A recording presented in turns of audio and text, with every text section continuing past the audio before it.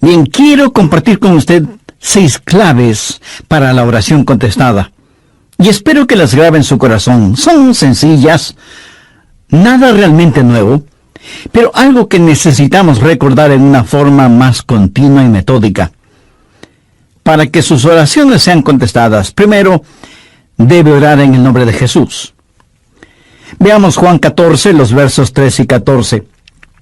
Jesús dijo: y todo lo que pidiereis al Padre en mi nombre lo haré, para que el Padre sea glorificado en el Hijo. Dios quiere glorificar a su Hijo, el Señor Jesucristo, y esa es la razón por la que debemos orar en su nombre.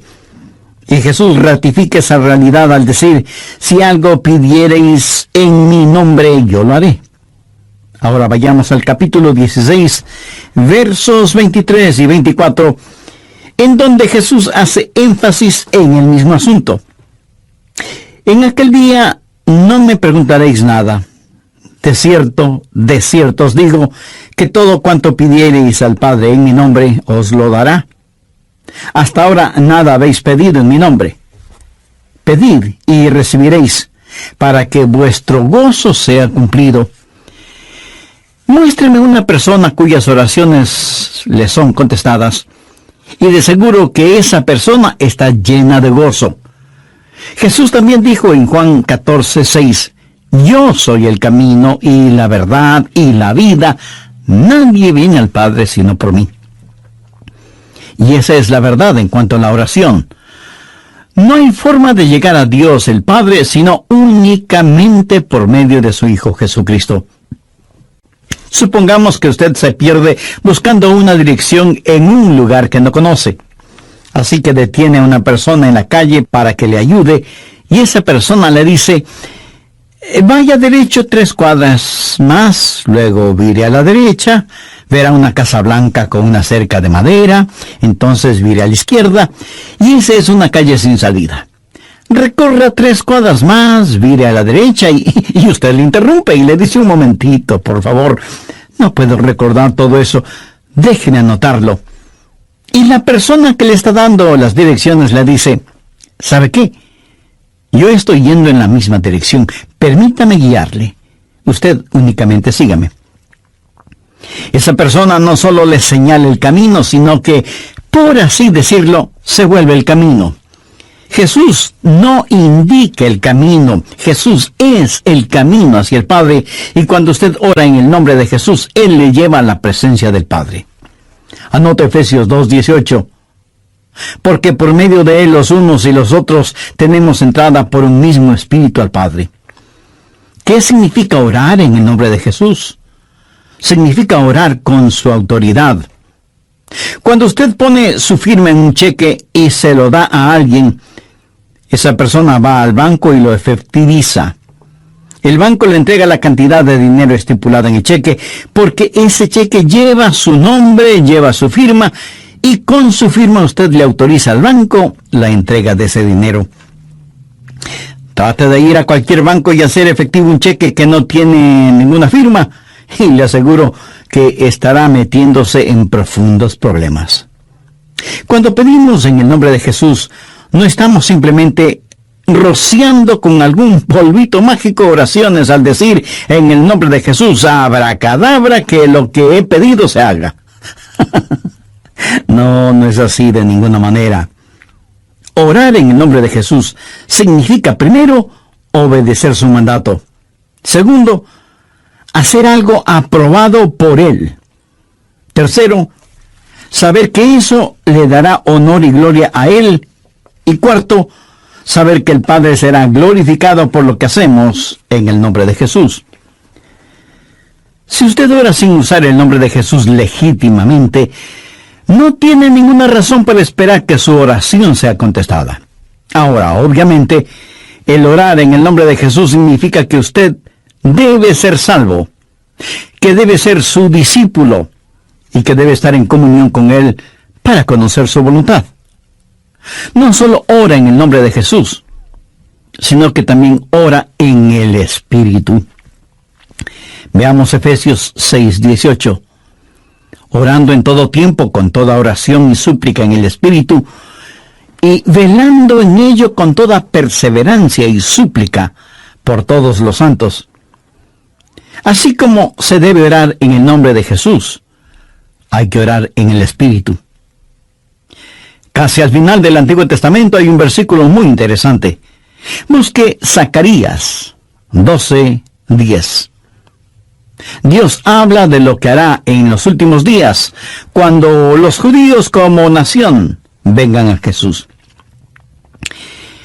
Y derramaré sobre la casa de David y sobre los moradores de Jerusalén espíritu de gracia y oración, y mirarán a mí, a quien traspasaron, y llorarán como se llora por hijo unigénito, afligiéndose por él como quien se aflige por el primogénito.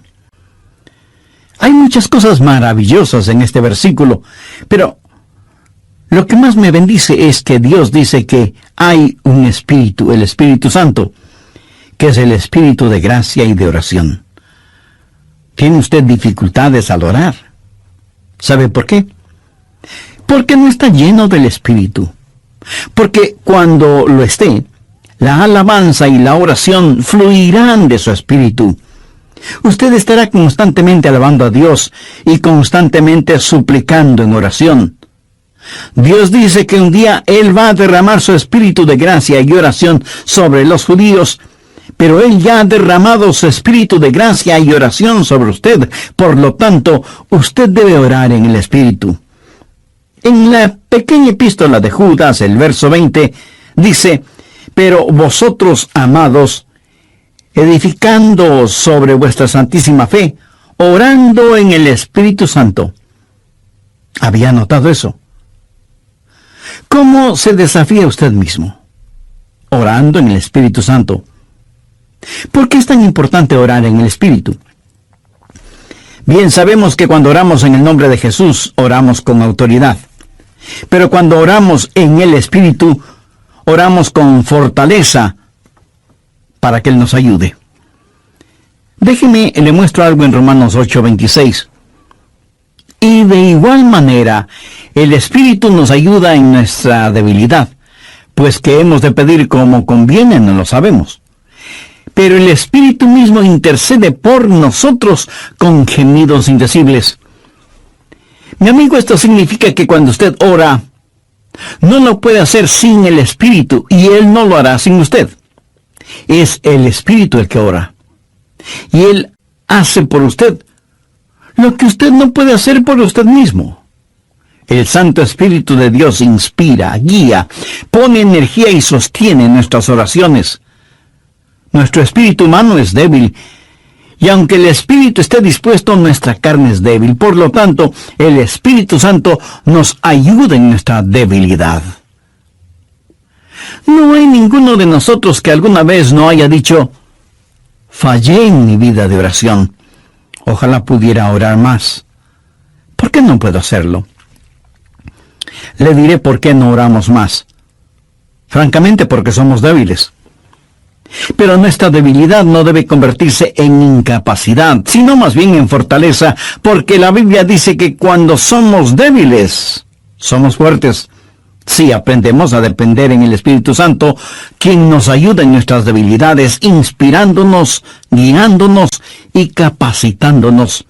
Más aún, Él nos ayuda en nuestra ignorancia. Pues ¿qué hemos de pedir como conviene? No lo sabemos. ¿Alguna vez ha pensado en eso? Estuve una vez en una conferencia bíblica en Dallas. Al finalizar la conferencia, 2 jóvenes estudiantes se me acercaron y uno de ellos me preguntó: Pastor, ¿usted ora? Le respondí que sí. Entonces me dio una pequeña tarjeta diciéndome: aquí están nuestros nombres. Somos estudiantes en el seminario, por favor, ore por nosotros. Yo les agradecí y puse esa tarjetita en mi Biblia. He orado por esos estudiantes, pero no creo que lo haya hecho en forma regular. No porque ellos no me importen, pero una asignación de oración es más que 2 nombres en una tarjeta. Si tuviera que orar por todos quienes me piden que ore por ellos, ni las 24 horas del día serían suficientes, se lo aseguro. Esa es la verdad. Si usted trata de orar por todos y por todo, su oración, en vez de ser un caudaloso río, se convertirá en un estancado pantano. La oración, para que sea poderosa, tiene que ser canalizada. Cuando alguien me dice que está orando por mí, me siento increíblemente bendecido. Y hay hermanos que me dicen que oran por mí diariamente, y doy gracias a Dios que muchos oran por mí. Pero me entristece la realidad de que hay millones de seres humanos por los cuales nadie ora. Ahora escúcheme. Yo no deseo estar en la lista de oración de alguien, a menos que el Espíritu Santo haya puesto primero mi nombre en el corazón de la persona que dice que ora por mí. Y cuando usted está orando por otras personas en forma individual, muchas veces no sabrá cómo orar por ellos. Por ejemplo, su tía Rosita está enferma, y usted ora: Señor, restaura la salud de tía Rosita. ¿Cómo sabe que Dios no está preparando a tía Rosita para llevársela al cielo? Y usted ora para que tía Rosita todavía se quede en la tierra, mientras que, de acuerdo a Juan 17:24, Jesús ora y dice: Padre, aquellos que me has dado, quiero que estén donde yo estoy. ¿Dónde está Jesús? En el cielo. ¿Dónde está la tía Rosita? Todavía en la tierra. En las reuniones de oración, más se ora para que la gente sea sanada que lo que se ora para que la gente sea salvada. Parece que estamos más interesados en mantener a los salvos fuera del cielo que a los perdidos fuera del infierno. No sabemos orar como debemos orar. Cuando Saulo perseguía a los seguidores de Cristo, antes de que fuera el apóstol Pablo, me pregunto qué oraba la iglesia en relación con Saulo. Si yo hubiera vivido en esa época, seguro que hubiera orado: Señor, mira cómo este Saulo nos persigue. Elimínalo, evapóralo, Señor, haz algo con él. Y ciertamente, Dios hizo algo con él, pero no precisamente como se lo pedimos. Dios lo transformó en el poderoso apóstol Pablo. A veces no sabemos ni lo que pedimos.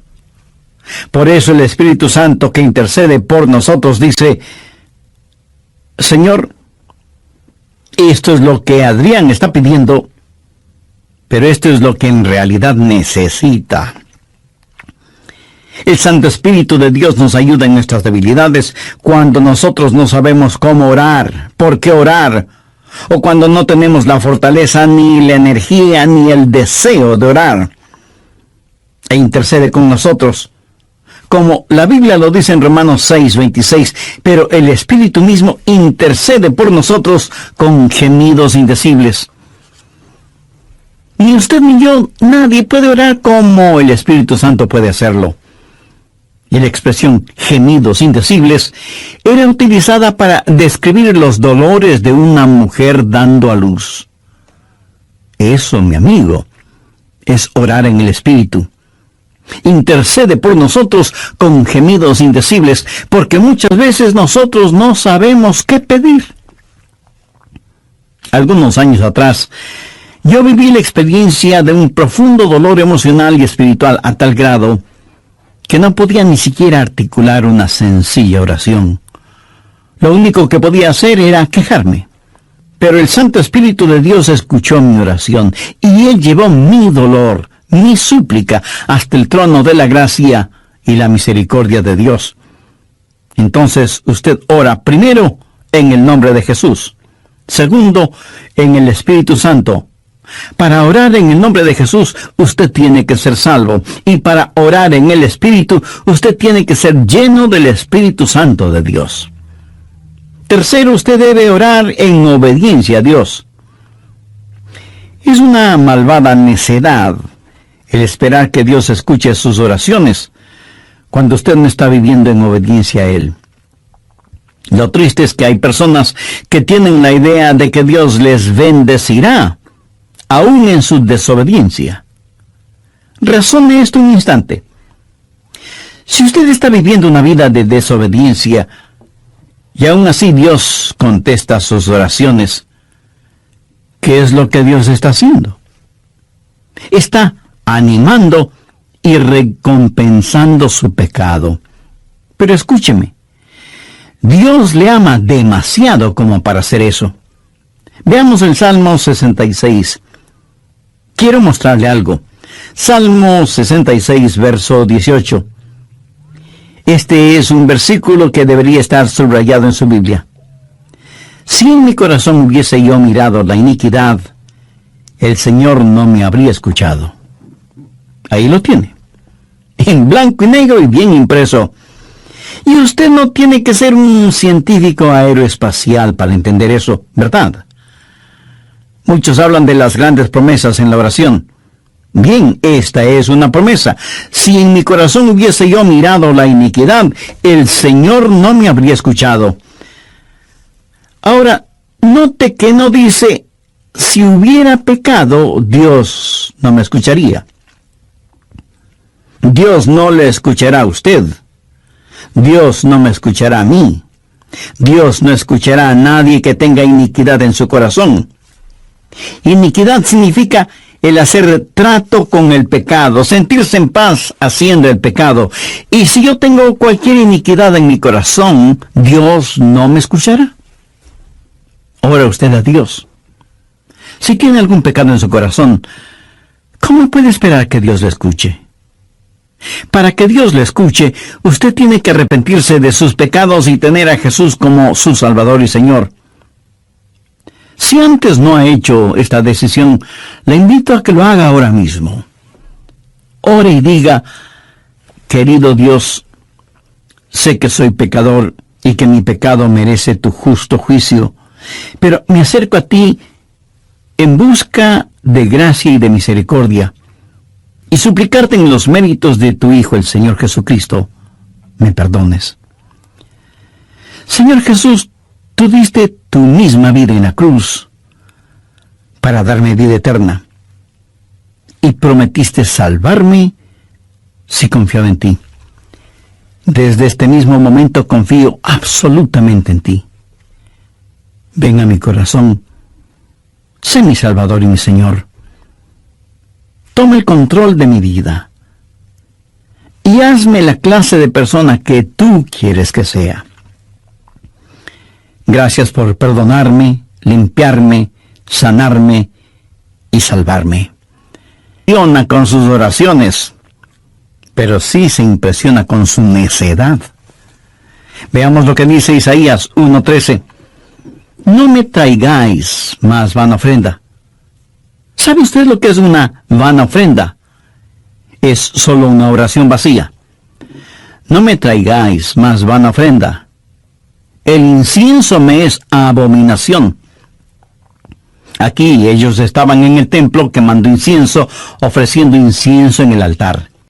No me traigáis más vana ofrenda, el incienso me es abominación, luna nueva y día de reposo, el convocar asambleas, no lo puedo sufrir, son iniquidades vuestras fiestas solemnes. ¿Qué es lo que Dios está diciendo aquí? Que todo lo que ellos hacían como parte de su religión, Él lo detestaba. Y en Isaías 1, los versos del 15 al 17, leemos: Cuando extendáis vuestras manos, yo esconderé de vosotros mis ojos. Asimismo, cuando multipliquéis la oración, yo no oiré. Llenan están de sangre vuestras manos, lavaos y limpiaos, quitad la iniquidad de vuestras obras de delante de mis ojos, dejad de hacer lo malo, aprended a hacer el bien, buscad el juicio, restituid al agraviado, haced justicia al huérfano, amparad a la viuda. Veamos ahora Isaías 59:1. He aquí que no se ha cortado la mano de Jehová para salvar, ni se ha agravado su oído para oír. Dios no se ha vuelto manco ni sordo, Pero vuestras iniquidades han hecho división entre vosotros y vuestro Dios, y vuestros pecados han hecho ocultar de vosotros su rostro para no oír. ¿Ha leído alguna vez algo del libro de Esdras? Vayamos al capítulo 9, verso 6. Esdras está orando y dice: Dios mío, confuso y avergonzado estoy para levantar, oh Dios mío, mi rostro a ti, porque nuestras iniquidades se han multiplicado sobre nuestra cabeza, y nuestros delitos han crecido hasta el cielo. Mi amigo, debemos orar en obediencia. Para resumir un poco todo esto, vamos a la primera epístola de Juan. No el Evangelio de Juan, sino la primera epístola de Juan, capítulo 3, verso 22. Y cualquier cosa que pidiéramos, la recibiremos de Él, porque guardamos sus mandamientos y hacemos las cosas que son agradables delante de Él. Los rebeldes jamás verán sus oraciones contestadas. Déjeme retroceder un poco las páginas de la historia. ¿Recuerda cuando Israel había conquistado Jericó? Y tuvieron que pelear contra un pequeño pueblito. No era ninguna gran ciudad. Un pueblito llamado Ai. Apenas 3 letras, H-A-I, Ai. Y sin embargo, los israelitas tuvieron que huir, como se dice vulgarmente, con el rabo entre las piernas, ignominiosamente derrotados. Y Josué tiene que ir y postrarse delante de Dios y preguntarle cómo pudo permitir que tal cosa sucediera. Mire lo que le contestó Dios en Josué 7, los versos 10 y 11. Y Jehová dijo a Josué: levántate, ¿por qué te postras así sobre tu rostro? Israel ha pecado. ¿Qué está diciendo? Josué, hijo mío, ¿por qué me estás orando? No puedes utilizar tus oraciones como una cortina de humo para ocultar el pecado que hay en medio del pueblo. Enfrenta y elimina ese pecado, y entonces oiré tus oraciones. Cuarto, usted debe orar en la voluntad de Dios. No solo conocer a Jesús, no solo ser lleno del Espíritu, no solo obedecer los mandamientos, pero aún habiendo hecho todo esto, todo lo que usted desea no es necesariamente la voluntad de Dios para usted. Anote 1 de Juan 5, versos 14-15. Y esta es la confianza que tenemos en Él, que si pedimos alguna cosa conforme a su voluntad, Él nos oye. Y si sabemos que Él nos oye en cualquier cosa que pidamos, sabemos que tenemos las peticiones que le hayamos hecho. Orar en la voluntad de Dios. Y usted no encuentra la voluntad de Dios simplemente por adivinación. Pastor, ¿cómo voy a conocer la voluntad de Dios? Bien, permítame hacerle una pregunta. ¿Quiere en realidad saberlo? Y usted me responde: bueno, no sé si quiera saberlo o no. Entonces le haré otra pregunta. ¿Quiere hacer la voluntad de Dios? Y usted me responde: sí, claro que sí. ¿La quiere hacer realmente? Quiero decir, si Dios le dijera este mismo momento: hay algo que deseo que hagas, ¿lo haría? ¿Sabe usted cuál sería la primera pregunta debido a nuestra naturaleza humana? ¿Qué es, Señor? Esa no debería ser la primera pregunta o la primera respuesta. Usted no puede contestar una pregunta con otra pregunta. Usted debe contestar esa pregunta con una afirmación. Adrián, hay algo que quiero que hagas. ¿Lo harás? Yo debo contestar: sí, Señor, lo haré. ¿Qué es lo que quieres que haga?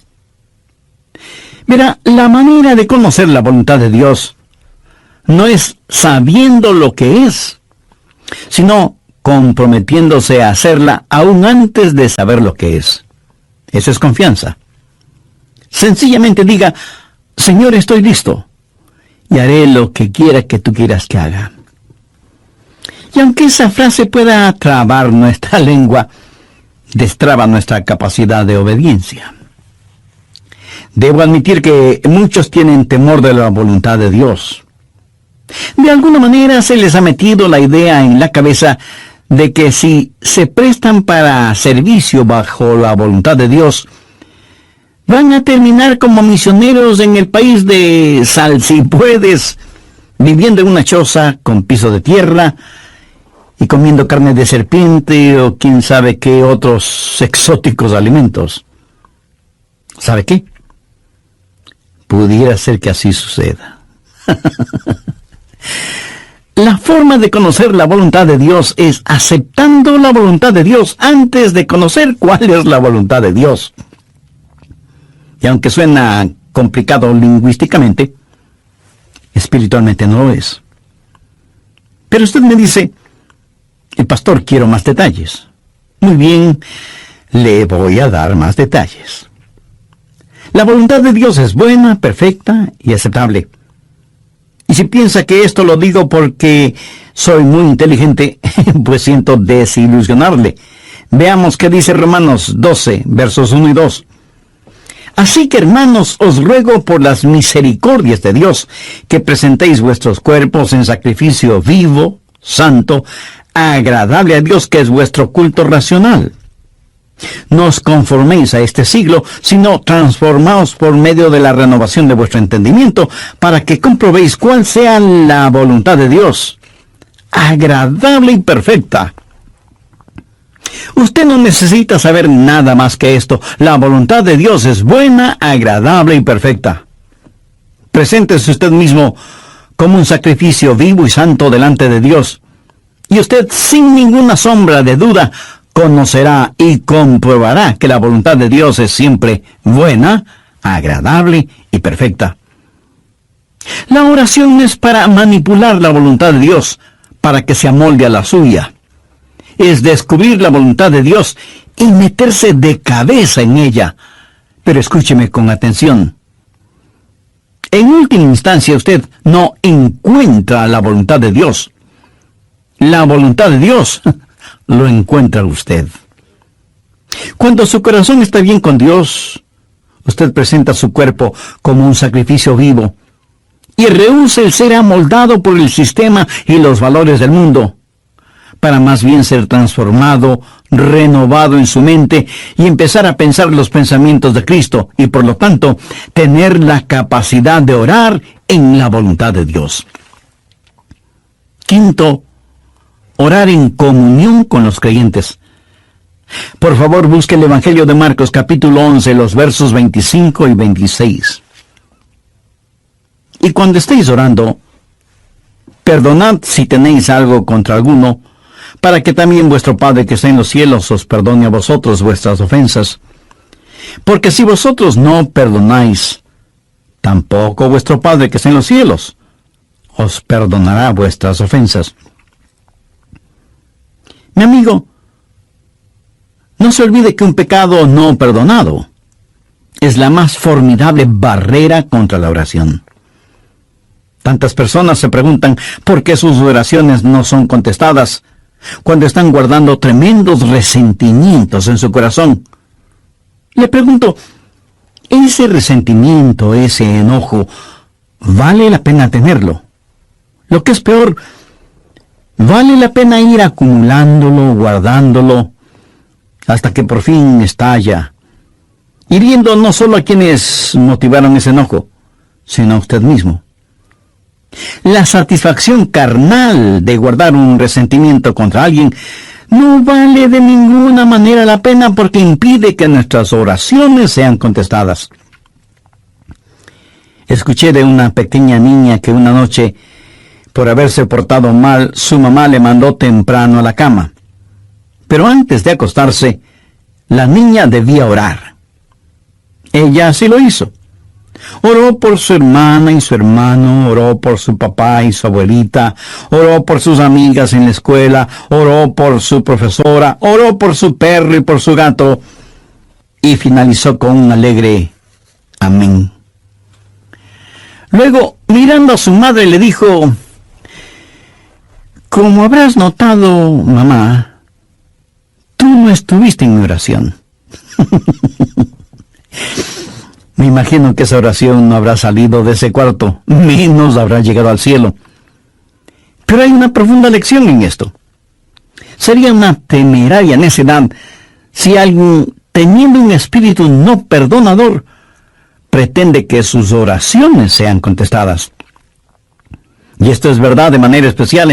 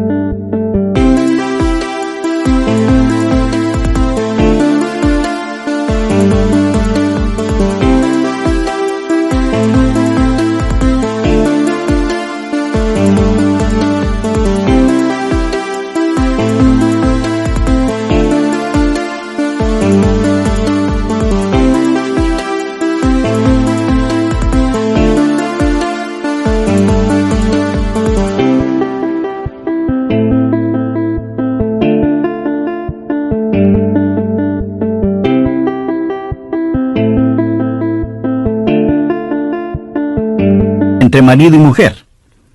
En primera de Pedro 3:7 leemos: vosotros maridos igualmente, vivid con ella sabiamente, dando honor a la mujer como a vaso más frágil y como a coherederas de la gracia de la vida. ¿Para qué? Para que vuestras oraciones no tengan estorbo. Muchos esposos y esposas, aun siendo creyentes, viven como perros y gatos, son como palo y piedra, y aún así se preguntan por qué sus oraciones no son contestadas. Sexto, usted debe orar en fe. En Mateo 21:22 leemos: y todo lo que pidiereis en oración, creyendo, lo recibiréis. Por favor, subraye en su Biblia la palabra creyendo. Ore creyendo, y todo vendrá. Ore dudando, y nada tendrá. ¿Alguna vez has dicho: Dios, yo creo, cuando en realidad no creía? Muchos piensan que el decir que creen les era contado como si en verdad creyeran. Estaban mintiendo, ellos lo sabían, y Dios también lo sabía. ¿Alguna vez ha orado sabiendo que Dios escuchaba sus oraciones y recibió una respuesta de Dios?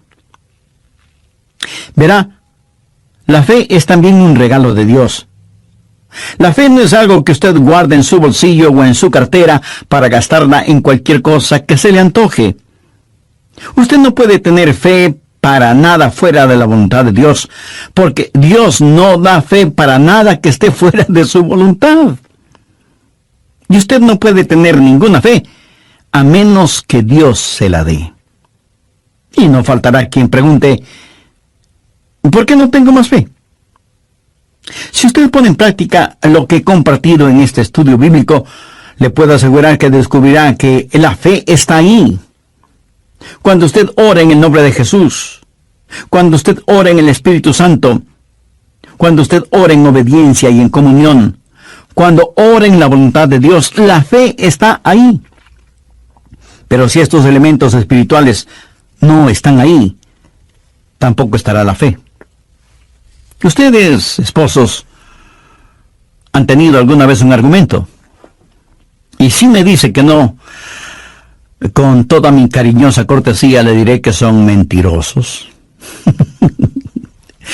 Cuando marido y mujer tienen un argumento y no lo solucionan, y luego se arrodillan para orar por su hijito enfermo, ¿no se sienten espiritualmente enfermos? ¿No sienten que están actuando hipócritamente? Saben que sus oraciones no se elevarán ni un centímetro del piso y por lo tanto jamás llegarán al cielo. No tienen ninguna fe como para que sus oraciones sean contestadas. Cuando sus corazones sean justos, puros y limpios, y palpiten al mismo compás espiritual, entonces tendrán fe. Y al tener fe, esa fe será el combustible para transportar su oración hasta el trono de la gracia de Dios. Jorge Mueller, de Bristol, Inglaterra, fue un gran siervo de Dios y un poderoso hombre de fe. Él tenía un diario personal en el cual anotaba todas las instancias de oraciones contestadas y llegó a registrar 25,000 oraciones contestadas, algunas de ellas increíblemente milagrosas, imposibles de explicarlas, aparte de la intervención de Dios. Alguna vez alguien le preguntó a George Mueller, ¿cuál es el secreto para que las oraciones sean contestadas? ¿Sabe cuál fue su respuesta? Tenga fe en Dios. Tenga fe en Dios. Ahora, yo no creo que él dijo tenga fe en Dios, sino que dijo tenga fe en Dios.